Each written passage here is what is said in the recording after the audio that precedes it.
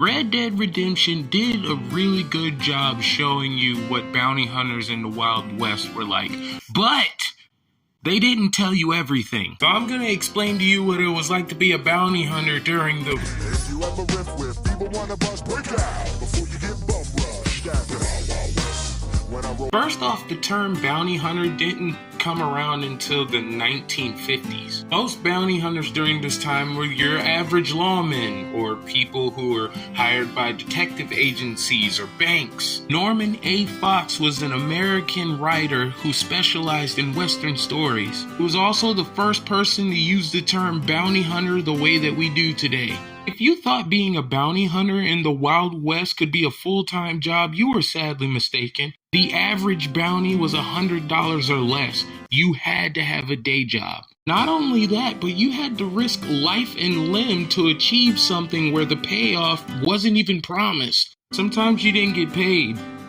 Sometimes you just did what you did for the hell of it, and that was it. If you were a bounty hunter in the Wild West, 9 times out of 10, you were looking for runaway slaves. The Fugitive Act was passed in 1793, and this not only gave bounty hunters the ability to look for runaway slaves, they were also given the ability to look for runaway slaves in free states.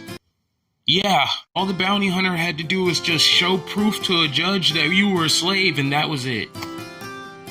Back to the plantation you go. Not even trying to be funny, that's fucked up. Some of these bounty hunters were 10 times more dangerous than the people they were trying to apprehend. For example, Henry Newton Brown was a former outlaw turned lawman who used to run with Billy the Kid. You'd think that he learned his lesson, turning into a constable and all, but no! He ended up fatally shooting a sheriff in 1878. With Billy the Kid, got arrested, went to jail, and they took the rest of his alive away because he was trying to run away from jail.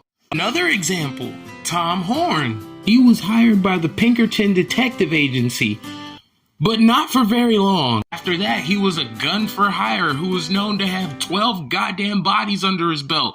That was before he was getting paid to run up on the ops. Long story short, Pinkerton's was just like, no, we can't hire you anymore. You're too unpredictable. You might shoot one of us. There you have it. That's what it was like to be a bounty hunter.